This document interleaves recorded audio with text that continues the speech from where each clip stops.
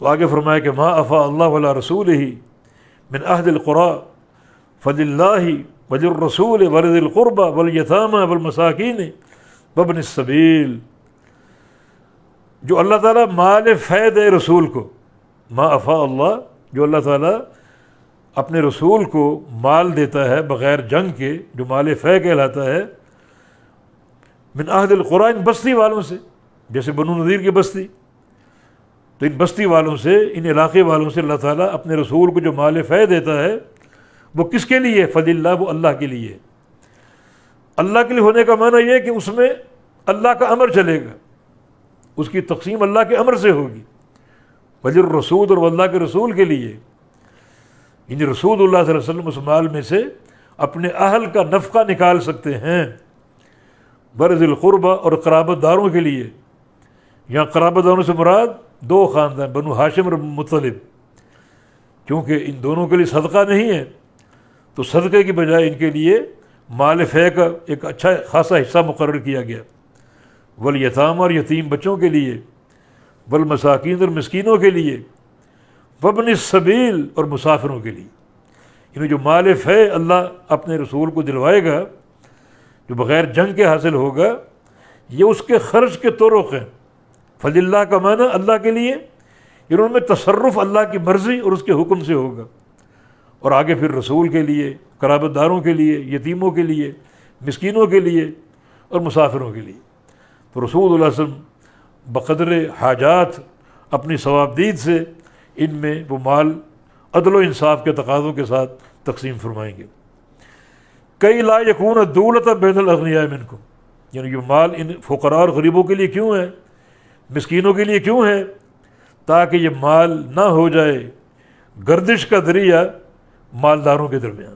کیونکہ مال جب عام تقسیم ہوگا تو جو اغنیاء اور مالدار ہیں وہ اس کو احتیا لیں گے، ان کے پاس طرق ہیں اس مال کو لینے کے، پھر ان کے پاس کسب اور کمانے کے ذرائع ہیں، تو پھر وہ مال آہستہ آہستہ ان تک پہنچ جائے گا اور اغنیاء کے درمیان اس مال کی گردش ہو کر رہ جائے گی. تو اللہ تعالیٰ چاہتا ہے کہ مال میں غرباء اور فقراء اور مساکین بھی تقسیم ہو. کئی لا یکون دولۃ، تاکہ نہ ہو وہ مال گردش کا ذریعہ بین الاغنیاء، مالداروں کے درمیان، منکم، تم میں سے. وما آتاکم الرسول فخذوہ وما نہاکم عنہ فانتہوا، اور جو دے تم کو رسول وہ لے لو، اور جس سے روکے اس سے رک جاؤ. جو دے، ما آتاکم، اور جو دے تم کو الرسول، و رسول، فخذوہ، وہ لے لو، وما نہاکم عنہ، اور جس سے روکے اس سے رک جاؤ. یعنی اس کا ظاہر جو تعلق سیاق و سباق سے وہ اس مال فے کے تعلق سے، مال غنیمت کے تعلق سے، کہ مال غنیمت ہو، مال فے ہو، اس کی تقسیم کے اعتبار سے رسول جو دے وہ لے لو، اور جو نہ دے اس سے تم رک جاؤ، جو روک لے اس سے تم رک جاؤ اور لینے کی کوشش نہ کرو. یعنی اس کا سیاق و سباق جو ہے اس سے ربط اس کا جو ہے وہ مال سے ہے، مال غنیمت یا مال فے. لیکن جو اس جملے کے الفاظ ہیں اور جو ان میں عموم ہے، اس عموم کا تقاضا یہ کہ اس کو ہر چیز میں رکھا جائے. اس کو بولتے ہیں الاعتبار بعموم اللفظ لا بخصوص السبب. سبب خاص ہے، سبب میں اس مال اس سے دینے کا تعلق مال غنیمت اور مال فے سے ہے، مگر صیغہ عام ہے تو عموم لفظ کا اعتبار ہوگا نہ کہ خصوص سبب کا.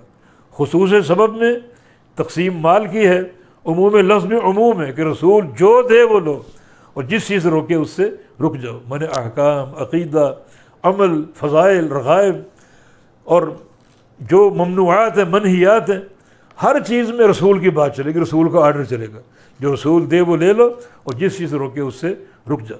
یہ عمومی استدلال صحابہ کا فہم بھی ہے. چنانچہ عبداللہ بن مسعود رضی اللہ عنہ کی حدیث صحیح بخاری میں آپ نے ایک بار حدیث بیان کی، لعن اللہ الواشمات والمستوشمات والمتنمصات والمتفلجات، کہ کچھ عورتوں پر اللہ کی لعنت ہے. وہ عورتیں جو اپنے جسموں میں یہ سرما بھروا کر نقش و نگار جسموں میں ڈالتی ہیں، اپنی کھال پر نقش و نگار بنواتی ہیں، یا اپنی یہ جو بھووں کے بال وہ باریک کرتی ہیں، یا اپنے دانتوں کے فاصلے کو زیادہ کرواتی ہیں، کیونکہ دانت کا فاصلہ اگر زیادہ تو عمر کم نظر آتی ہے. تو عمر کم دکھانے کے لیے اپنے دانتوں میں فاصلے کرواتی ہیں، ان ساری عورتوں پر اللہ کی لعنت۔ تو اگلے دن ایک خاتون آ گئی ام یعقوب عبداللہ مسعود کے پاس، اور آ کر کہا یہ جو رات آپ نے بیان کیا کہ اللہ کی لعنت ہے ان عورتوں پر، تو میں نے رات پوری کتاب اللہ کی ورق گردانی کی، پورا قرآن پڑھا، ایک ایک حرف، ایک ایک لفظ، سطر، اور مجھے قرآن میں یہ کہیں نہیں ملا۔ اگر اللہ نے لعنت برسائی ہے تو اس کا ذکر قرآن میں ہونا چاہیے۔ تو جناب عبداللہ نے فرمایا جب تم ورق گردانی کر رہی تھی تو اللہ کا یہ فرمان تم نے پڑھا، ما اتاکم الرسول فخذوہ وما نہاکم عنہ فانتہوا، یہی آیت کریمہ؟ کہا ہاں یہ پڑھا تھا۔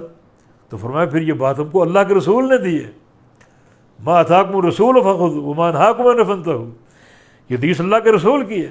تو اللہ کے رسول کی ہر بات کو لینا یہ قرآن کی اتباع ہے، اور جس چیز ہم روکیں اسے رک جانا یہ قرآن کی پیروی۔ تو اللہ اور اس کے رسول کا جو فرمان یا جو دیتے ہیں وہ جدا نہیں ہے۔ من یطیع الرسول فقد اطاع اللہ، جو رسول کی اطاعت کرے گا اس نے اللہ کی اطاعت کی۔ تو دونوں کے امر میں کچھ جدائیوں کو فرق نہیں ہے، دونوں کی بات ایک ہی ہے۔